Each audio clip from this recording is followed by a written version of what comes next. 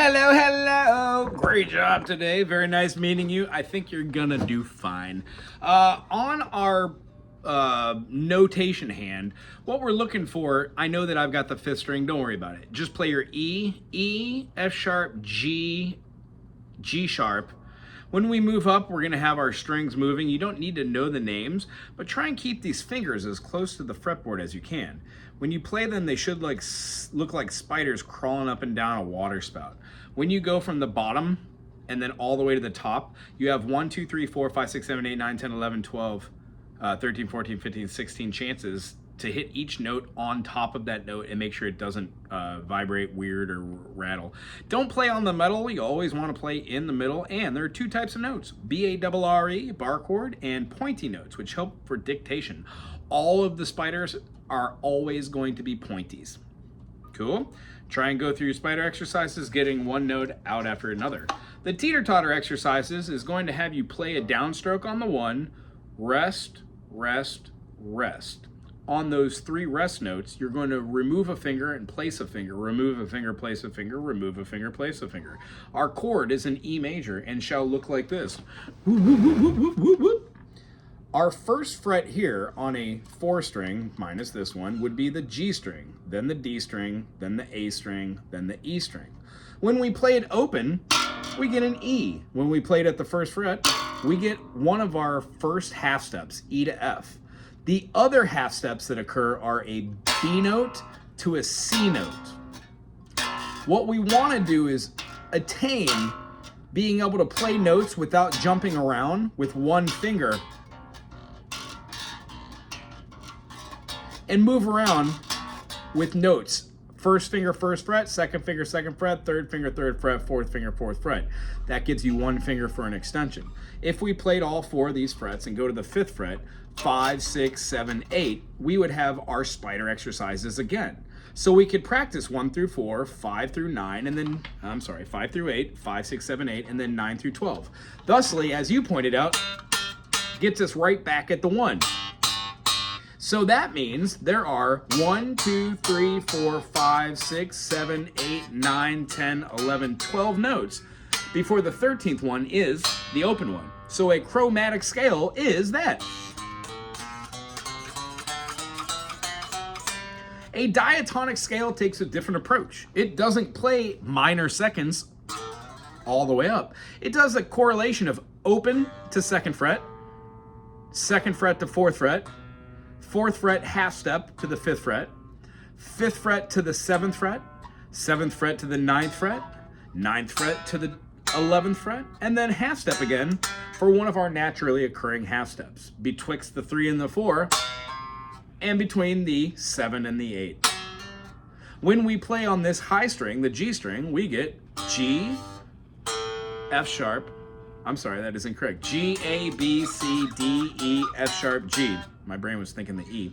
So what I'd like you to do is pick any string on the fretboard, figure out what the name of it is, and play a whole step to a half.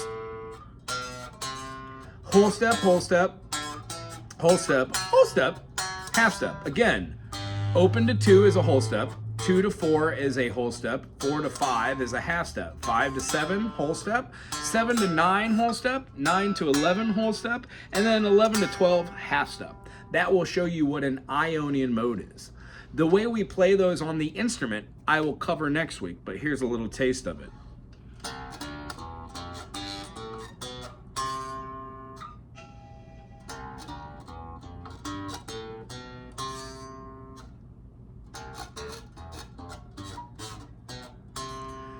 Those are the 3 ways to play a scale on any instrument. Those are the fingers you use. If you do it otherwise, you're doing it incorrect.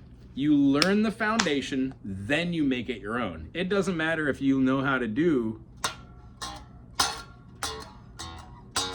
with one finger. There's no way to gain speed or to play chords if you don't know what the notes are in correlation to chording, which avoids finger oddness. By playing these notes like this, you get to know what notes are in a chord, E major. By playing it with the 2nd finger, you can move it up in bar to make an F. F sharp, G, G sharp, A, so on and so forth. We will work on stuff like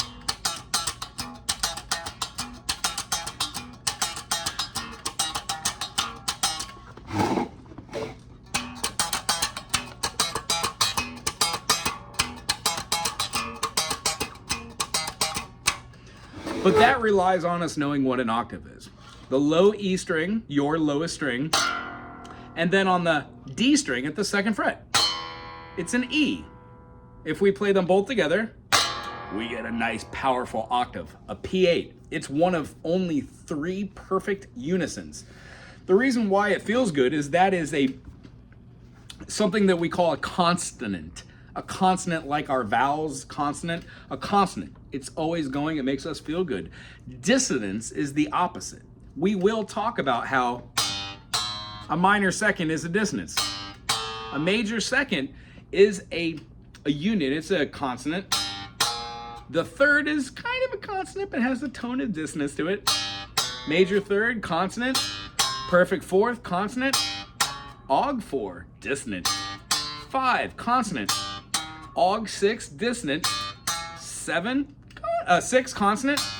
Flat 7, consonant, but it has a dissonance feel to it. This is our lending tone, leading tone. It has a dissonance feel to it because it's supposed to build tension, but it is part of our consonant feeling because it's in a lot of chords. And then our half step. We're going to talk about all these in general. But the one thing I really want you to understand is none of this is something you need to attain right away or even now. It's a journey. I'm going to be here with you for all these along the lines, no matter how long that you want to take lessons. This will extend to other instruments because we learn rhythm on our right hand and left hand, which correlates to the drums. And then a lot of what I'll show you is how to actually just read the room, how to watch other players, drummers, figure out what they're playing, and then associate it to the rhythms on the bass. We're going to cover stuff like blues.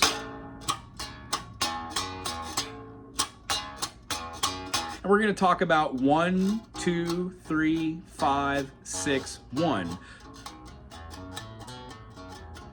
The pentatonic system that essentially is the easiest thing to do, but unfortunately a lot of bass players and a lot of guitar players get plateaued there. They don't move on from that. The way to move on from that is to understand that all this is based off of the major scale. We showed it how to go all the way up on one string. I showed you all 3 of those scales here in the video if you want to, but don't worry about that. We're gonna play into that next week. For this week, get your E to your E, get your F note to your F note,